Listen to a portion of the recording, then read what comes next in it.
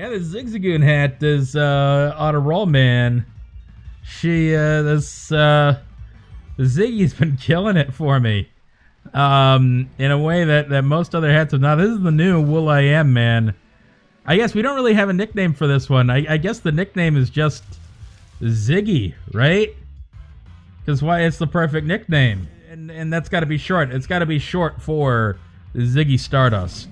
This is Ziggy Stardust, the Zigzagoon. And I deem it so. And no, Kippy, it is not Ziggy Azalea. Let's see. Ziggy Stardust, one of the greatest rock albums of all time by one of the greatest rock gods that ever existed.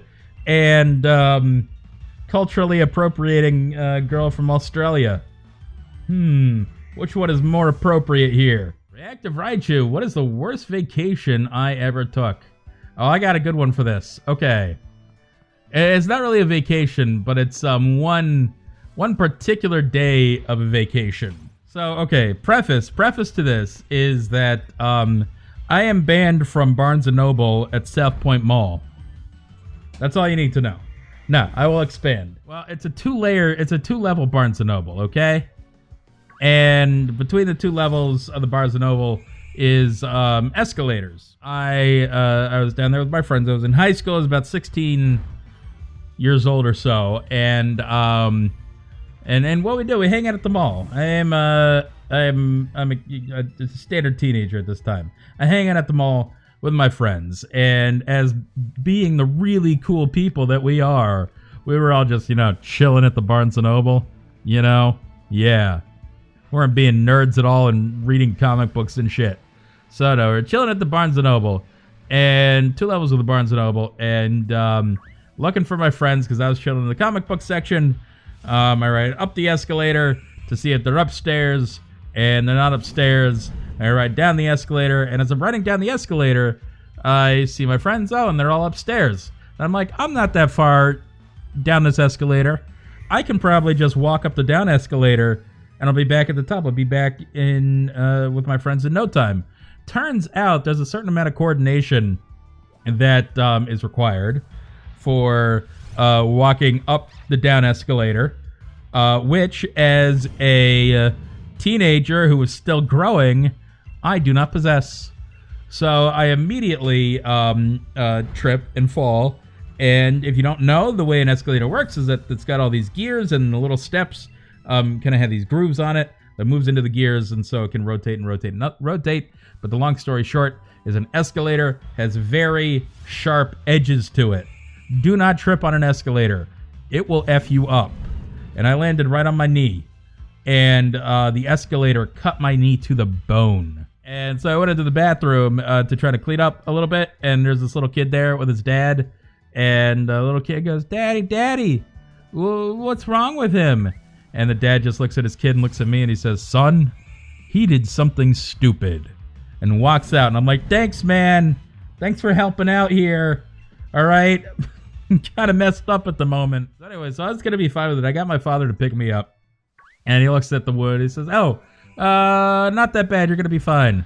And then we get home and showed it to my mother. And she says, we're getting the car right now, going to urgent care because you need stitches. I said, nah, I'm fine. And she said, no, you're getting stitches. Anyway, about 30 stitches later, I have to rest up for most of the rest of the summer. Unfortunately, we were supposed to go on our beach vacation for an entire month just about then into Ocracoke Island, which is a beautiful, beautiful island on North Carolina's Outer Banks, best known as, perhaps as the final resting place of the pirate Blackbeard. His ship, the Queen Anne's Revenge, ran aground in Ocracoke Inlet. The Blackbeard was killed, beheaded, whatever happened there. And it's fine, it's a beach trip. I can't do too much. I can't really move all that well, right?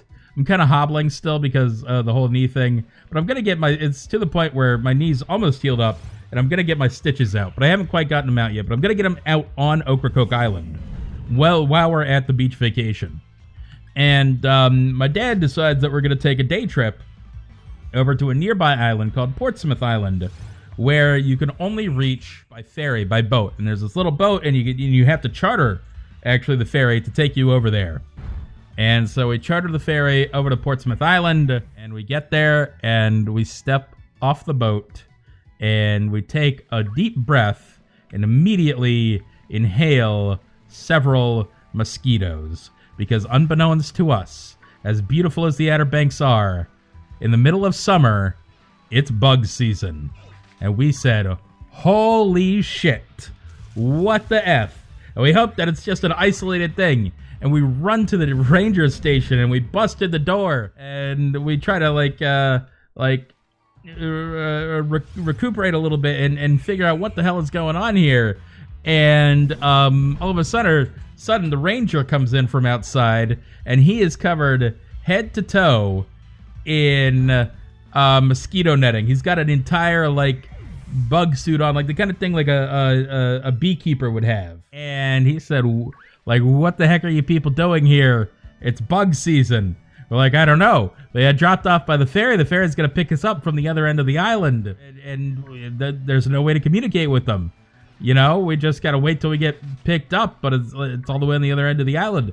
And so this beautiful day at this remote island that we were supposed to have ended up being us trying to race as fast as possible to the opposite end of the island where the ferry was picking us up, and where there was a nice sea breeze that the bugs would be blowing away. So we did it. We decided to run over there. Thing is, my family is all, very physically fit. They can all run pretty good, except for one member of the family who has a bum knee right now and is kind of dragging behind a little bit, trying his best to run, but can't really run again because the knee don't work very well. And so here I am. I'm lagging behind the entire group, trying my best. That was the most terrifying. It can't have been more than a half mile or so, but the worst half mile I've ever experienced. Just getting eaten alive by literal clouds. You could not breathe very well without accidentally inhaling some insects. I mean, there were clouds of these things. And anyway, we finally get to the opposite shore, and sure enough, nice sea breeze is blowing away the bugs, but we are bitten head to toe. And that was the worst vacation I've ever taken. Yeah, Housecraptor. See, I really like that. Those are the fossils that I like, man. And eventually, now we're just like, well, what fossils do you want? I don't know, man. T-Rex. Brontosaurus. It's like, okay, I get it. They're going for more popular things. I really like the idea of the Dunkleosteus Pokemon. I really want that fossil to happen. And they just stuck it on some dumb thing that I don't know. It looks stupid to me. Some people claim that it's like paleontologists used to accidentally put two incongruous animals together back in the 1800s, which didn't really happen. Paleontologists back then weren't that dumb. They mistook some things, but overall, nobody was putting two completely incongruous animals together. One time, one guy famously put the skull of a very closely related animal onto a skeleton that he had because it didn't have a skull and he just wanted to show off that skeleton. Right? It's not that they were careless or idiots. It's just he didn't have a skull and he wanted to show it off in his museum. That's it. He picked a very closely related animal. It's not like they were sticking together the fish and raptor fossils or whatever. The only fossil chimeras there are out there are noted forgeries. I mean, they're fakes, but they use closely related animals so that they don't get caught with their fakes, is the thing. The most famous example of this is the Piltdown Man, where some guy took the skull of a human and the jaw of an orangutan and said, look, it's an ape person. And people bought it for a really long time. Turns out it was a total hoax. But it's not like they took the skull of a human and then the bottom jaw of a crocodile and said, look, it's a croc man. Because everybody would see through that immediately. Dr. Sideburns Loxton would disagree with me, I'm sure he would. But I am a paleontology enthusiast. It was not like this thing where paleontologists just slap things together all the time. That just didn't happen. Oh shit, it's Geodude Spotlight Hour. I was gonna maybe stream that. Should I stream it? I totally forgot about this stupid Spotlight Hour. How did I forget it? And there's actually a shit ton of Geodude on my screen right now, which is awesome. Should I hook this up? Holy shit, there's a lot of Geodude. I think I might actually have a cluster spawn here now, people. That would be so amazing. No memento. Oh shit, I actually got a shiny Geodude. Motherfucker. 1 sec. I'm gonna plug my phone in. Yes, did it work? It worked. There's my Geodude. I have a shiny Geodude, people. Oh hey, I just realized. I'm over 500 encounters, which is nice. I'm gonna check how many Blipbug that I got real quick. Look, check this out. I got Blipbug on the recommended. It's the only Pokemon on the recommended spawning here in the overworld. Choodle and Lotad are both not overworld spawns. I actually have 504 Blipbug. How about that? I was in college during Generation 4. Maybe that tells you how old I am. But I remember, I think it was sophomore year of college. Maybe it was second semester freshman year. Anyway, whatever. Doesn't matter. Point is, I remember going to the GameStop with some guys, which was cool. I didn't realize that these guys actually played Pokemon as well. Because when you go to, when you're in high school or whatever, everybody's like, "Ooh, Pokemon is lame. Pokemon for kids," or whatever. And you're like, "Damn, yeah, you're right. Playing Pokemon is uncool. I'm never gonna be popular if I play Pokemon." Then you get to college, you realize all these people were just fronting. You get to college, everybody's like, "Dude, screw all that dumb high school shit. I want to play Pokemon because it's awesome." That's what college was like for me, man. It was a little eye-opening, honestly. One day I was at a building. I was at I think the one of the computer labs really late working on something, and I walked across the quad, and it was dark out. And the astronomy club was out there with telescopes pointing at shit. And I was just like, "Oh, hey, like, what are your telescopes pointing at?" And they said, "Saturn." And I said, "Oh, like, Saturn, really? Like, can you see the rings?" They're like, "Yeah, dude." I'm like, "I want to see that." And I looked at it, and friggin' there was Saturn. I was like looking at Saturn. I saw Saturn's rings. It was incredible. It was, I like astronomy. But haven't really nearly got into it as much as biology and things like that.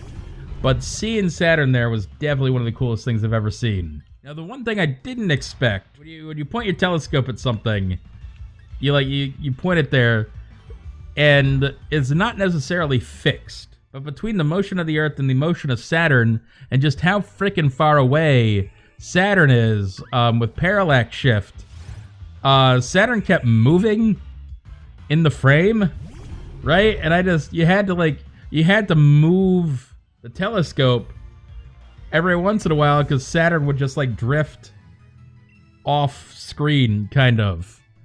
And that was kind of cool, man. And Yuki, astronomy is one of your burning passions because of things like that. I mean, I gotta say, when I saw the total solar eclipse, that was, I think, a spiritual moment, man. I was in awe of how beautiful that was, right? They gave you these special glasses, and they don't let in a whole lot of UV light. You can kind of barely see. It makes the sun look like a giant yellow disc, and then part of the disc gets slowly like eaten away as the moon moves in. And at some point in totality, the moon totally covers the giant disc that is the sun, right? And I said, "Is this all that the solar eclipse is?" And I take off the glasses, and sure enough, no, there's so much more than that. The wind has picked up all of a sudden, and the earth, everything has gone dark. The birds and the insects have gone silent. It's very, very eerie, and you look up, and there is just this kind of glowing white wispy corona around a perfectly pitch black disc in the sky. And that is one of the most awe-inspiring things that I have ever seen. Cal, your exhaust pipe broke off. What the hell, man?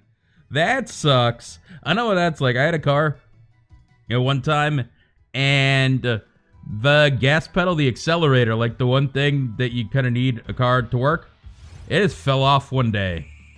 It just fell off. Thank God I was on like a small, quiet residential road and not like on a major road or anything.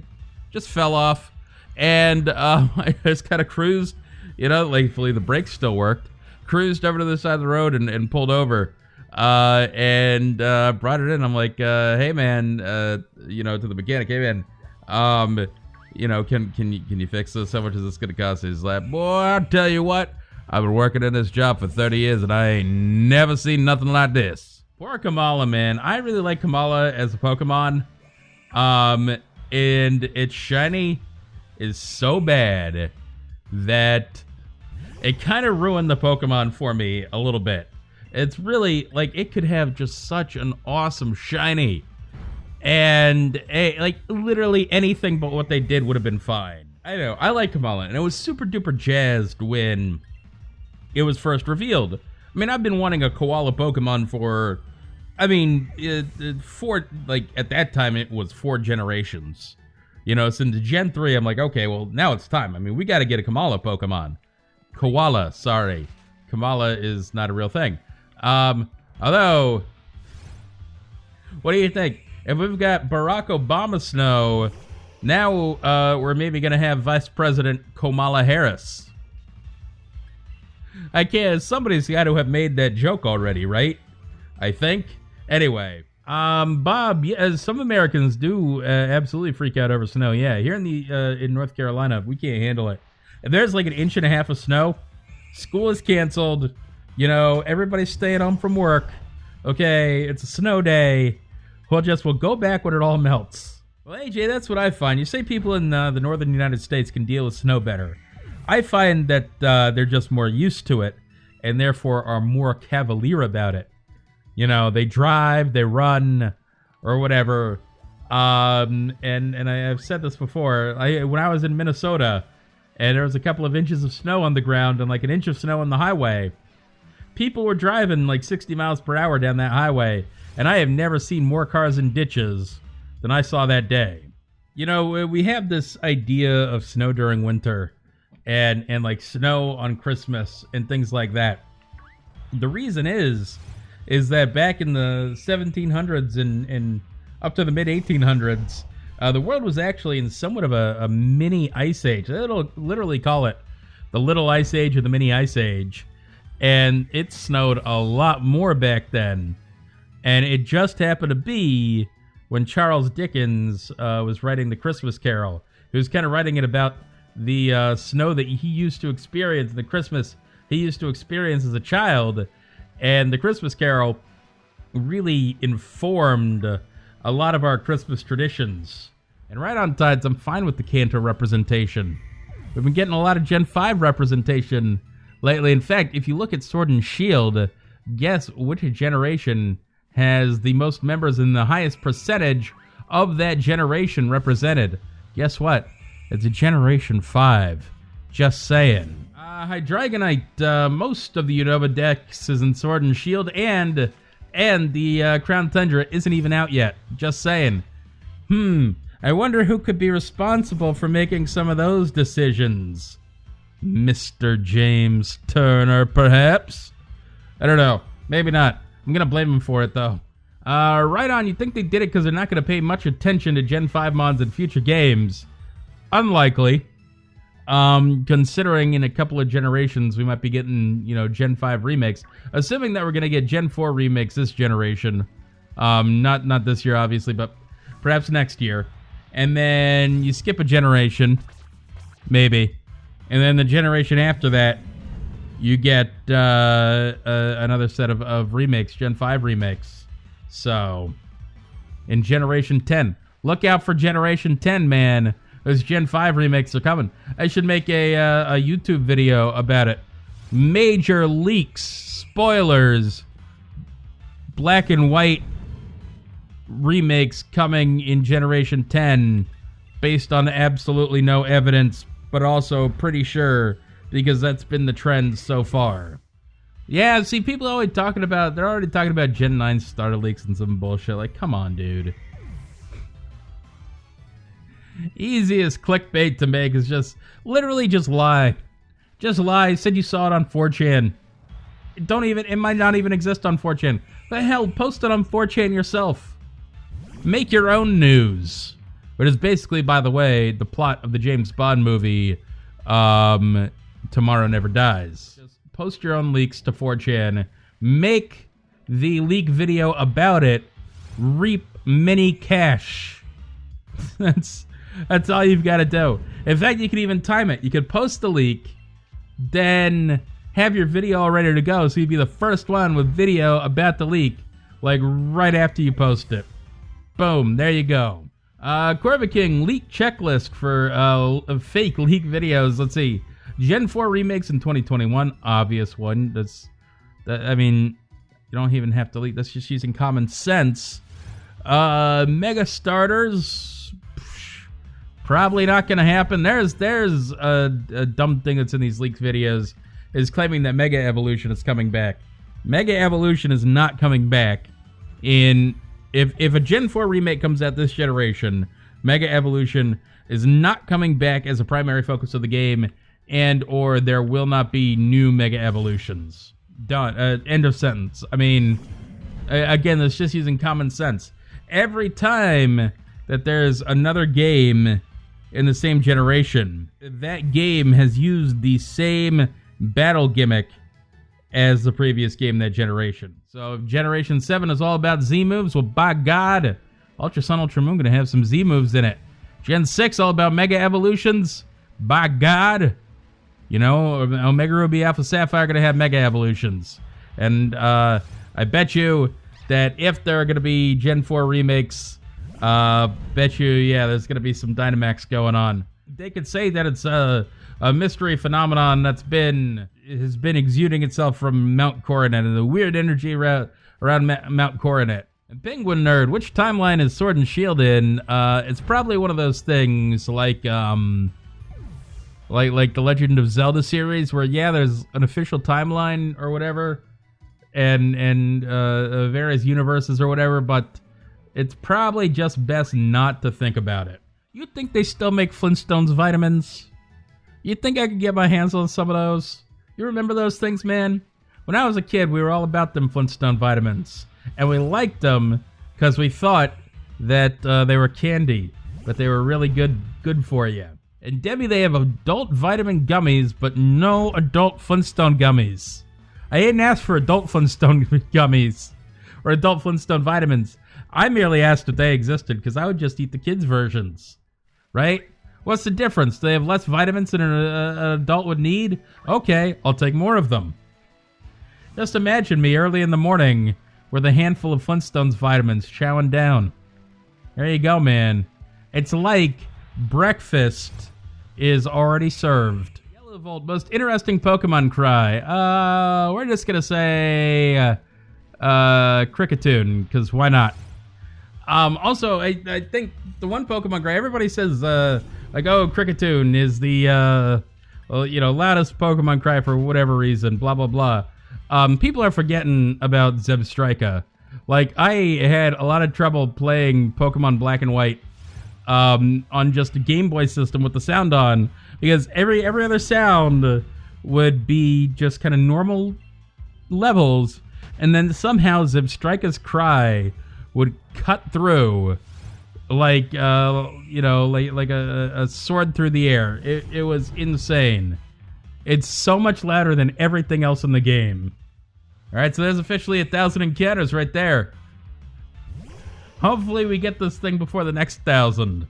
But knowing my luck, that's not going to be the case. Dude, Hydreigonite. I freaking trolled with a Dunsparce once. I was in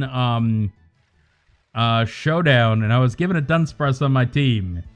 And it was between me, it was Dunsparce and a Mega Aggron.